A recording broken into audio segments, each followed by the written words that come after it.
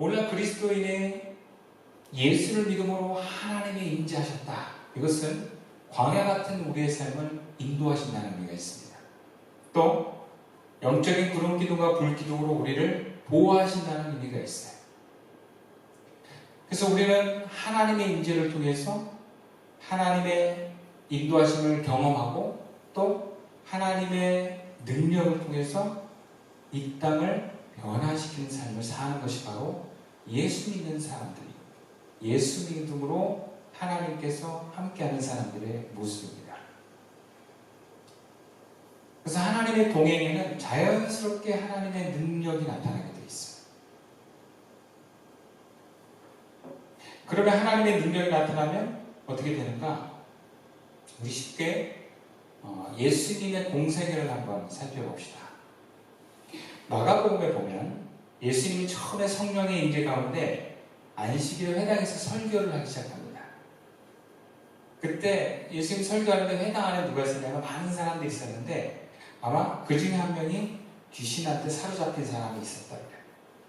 마가복음은 이렇게 얘기합니다. 더러운 귀신 들린 사람이 소리 질러 이렇게 외칩니다. 나사렛 예수여, 우리가 당신과 무슨 상관이 있나이까? 우리를 멸하러 왔나이까? 나는 당신이 누구인 줄 아노니 하나님의 거룩한 자입니다. 하나님의 거룩한 자, 이게 무슨 의미겠어요? 하나님과 함께하는 사람. 예수님은 하나님과 함께하는 존재였어요. 그 하나님과 함께하는 존재를 귀신은 알아보는 거예요. 어둠의 영은 알아보는 거예요. 그리고 어둠의 영과 함께 있을 수 없어서 쫓겨나가는 거예요. 도망가는 거예요. 그러면 하나님의 임재가 있는 그곳에 어둠의 영의 역사가 빠져나가기 시작합니다. 그래서 어둠의 영이 행했던 어떤 질병, 그 당시의 정신적인 문제 혹은 삶의 피폐함, 이런 것들이 예수님이 하나님과 함께함을 통해서 해결되기 시작합니다. 사람들이 병이 낫고 제정신이 돌아오고 회개하고 상처가 치유되고 하나님께로 오는 역사가 일어난 거예요.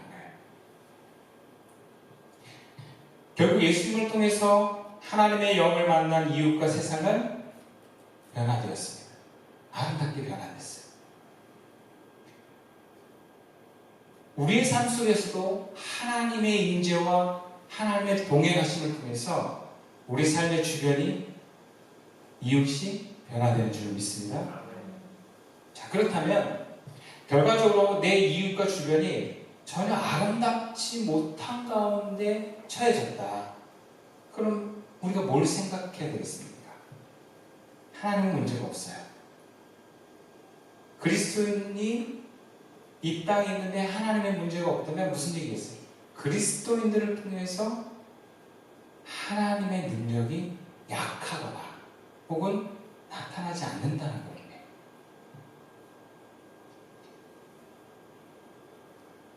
고린도 교회가 그랬어요. 예수 이름으로 모였어요. 그들은 하나님의 능력이 있다고 자부했지만 그 안에서 서로 싸웠어요. 여러분, 하나님이 네 분입니까? 성령이 여러분이세요? 하나님 한 분이세요. 삼위일체 하나님이세요. 근데 고린도 교회들이 막 싸워요. 팔을 나눠서 싸워요. 여러분, 교회나 공동체가 분열되고 싸운다는 건 무슨 얘기냐면 하나님의 임재가 떠났거나 하나님의 임재가 전혀 그들 속에서 나타나지 않고 있다는 것을 얘기해요.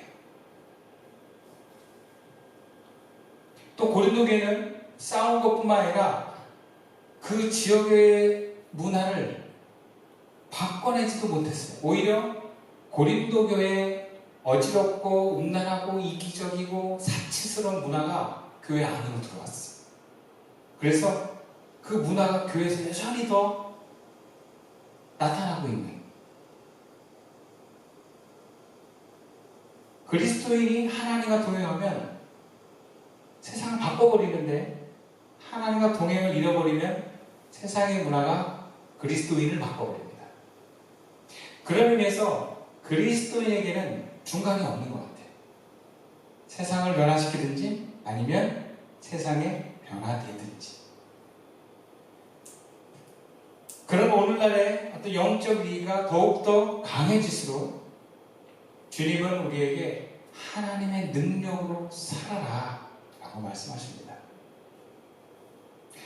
근데 누구나 이런 질문을 받으면 내가 하나님의 능력으로 살지 않겠다 이런 사람은 없어요. 그죠?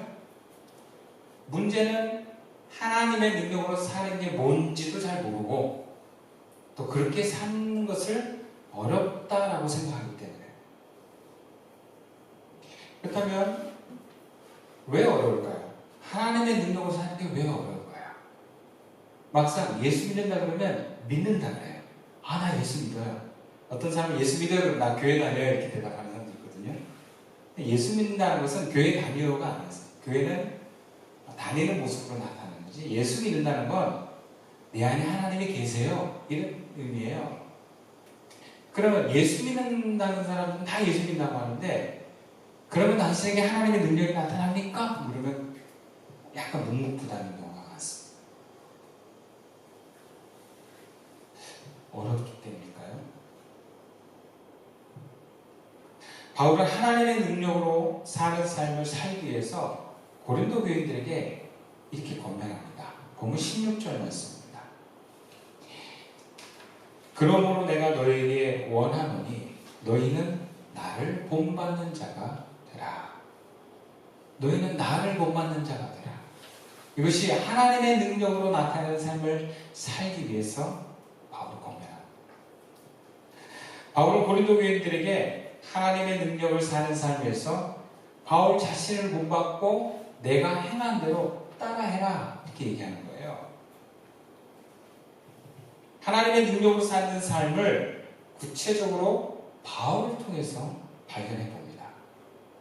이것은 바울의 정체성을 보고 본받고 바울이 했던 그 삶의 모습대로 따라하면 되는 거예요.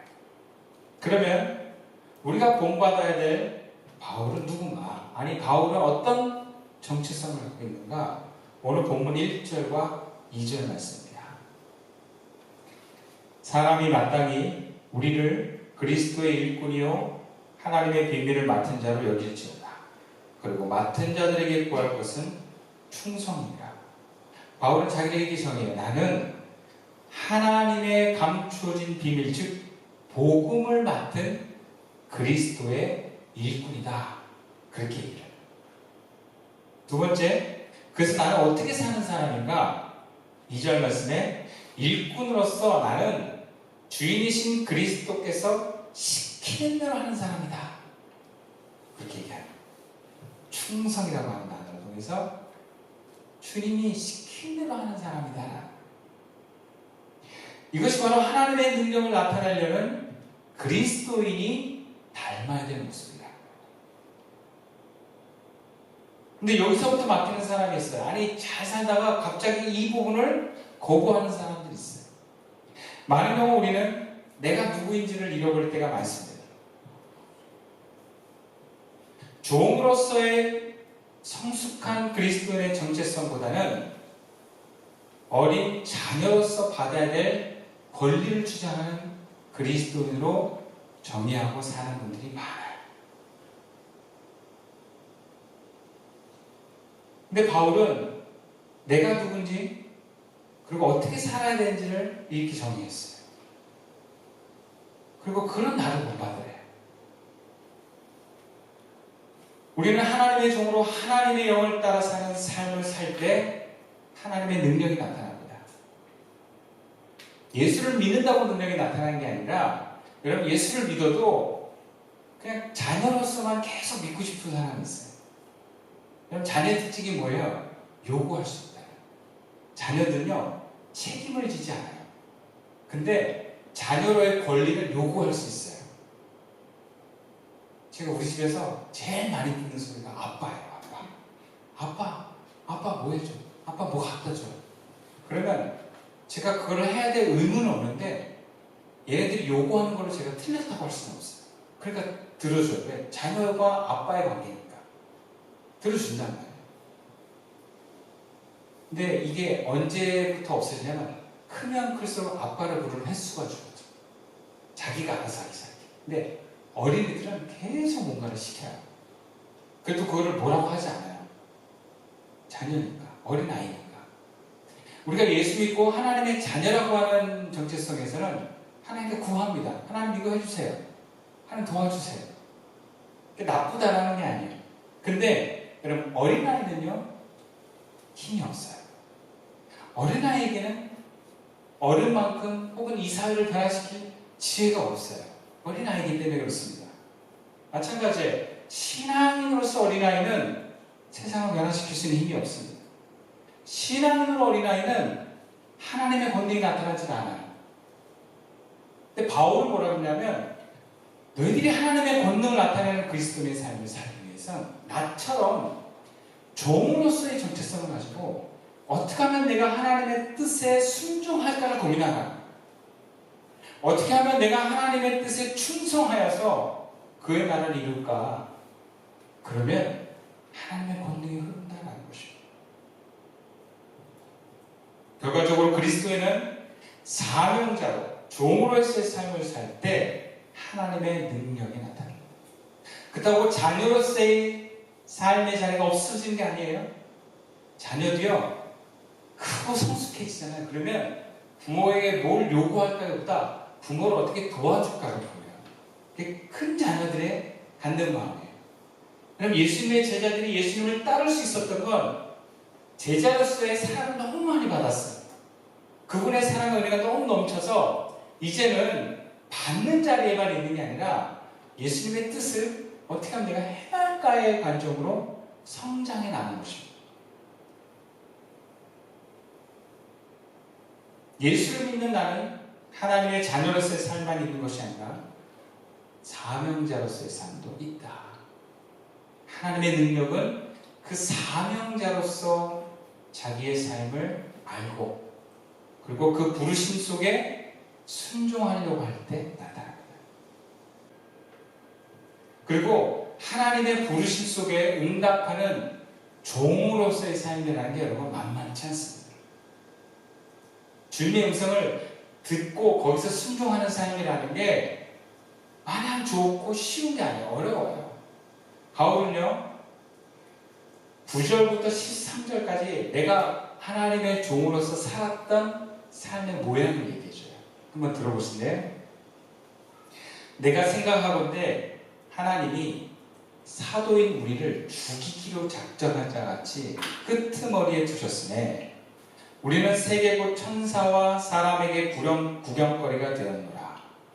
우리는 그리스도 때문에 어리석으나 너희는 그리스도 안에서 지혜롭고 우리는 약하나 너희는 강하고 너희는 존귀하나 우리는 비천하여 바로 이 시각까지 우리가 줄이고 목마르며 헐벗고 매맞으며 정처가 없고 또 수고하여 친히 손으로 일을 하며 모욕을 당한 즉 축복하고 박해를 받은 즉 참고 비방을 받은 즉 권면하니 우리가 지금까지 세상의 더러운 것과 만물의 찌꺼기같이 되었도다.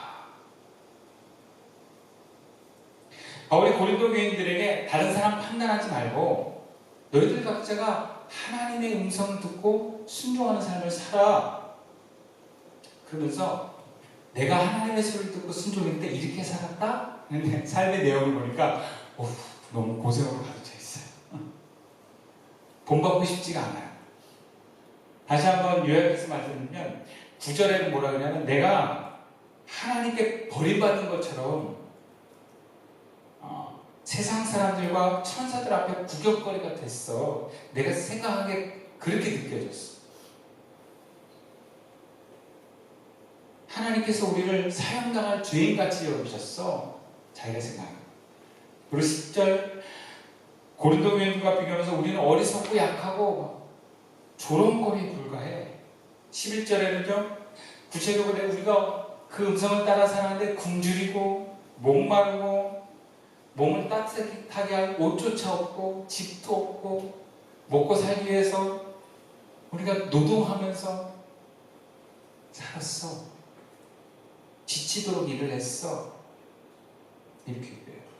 근데 본받으래요. 뭐하러 본받아요? 뭐하러?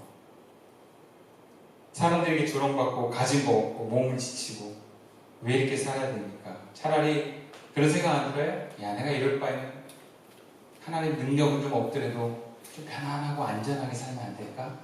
이런 생각 들지 않겠어요? 우리가 그리스도인으로 살려고 할 때 복 받고 싶은 생각은 많은데 고생하고 싶은 생각은 없어요. 근데 지금 바울이 나는 본받으라 했는데 좋은 게 없어. 비난받고 손해보고 힘들고 두려운데 본받으래요. 그러면 여러분 생각해 보세요. 바울이 제정신이 아니고 제정신이라면 도대체 자기가 그렇게 사는 것을 고백하면서 왜 자기를 본받으라고 했을까요? 왜? 자기도 힘들면서.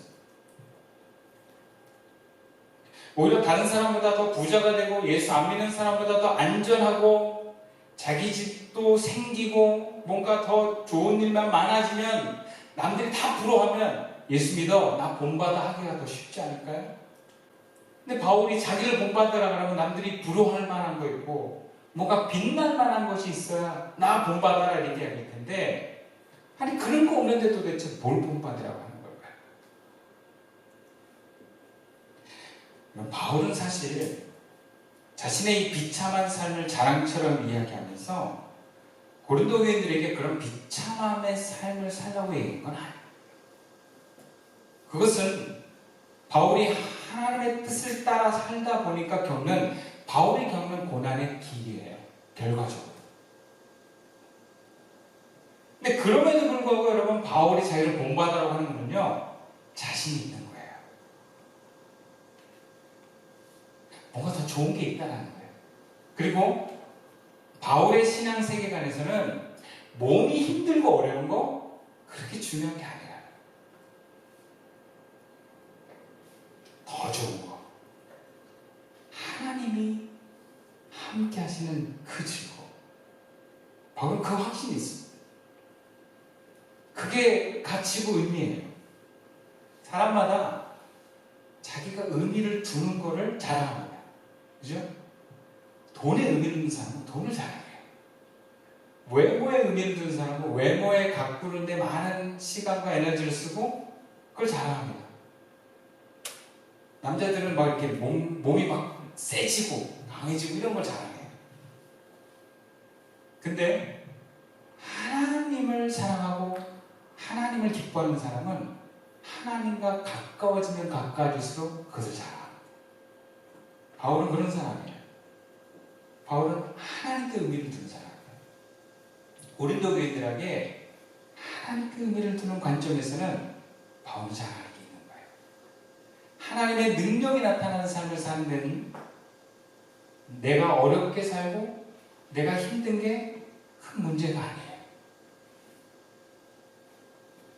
두 번째로 바울은 자신의 어려움을 본받으라고 한 게 아니에요.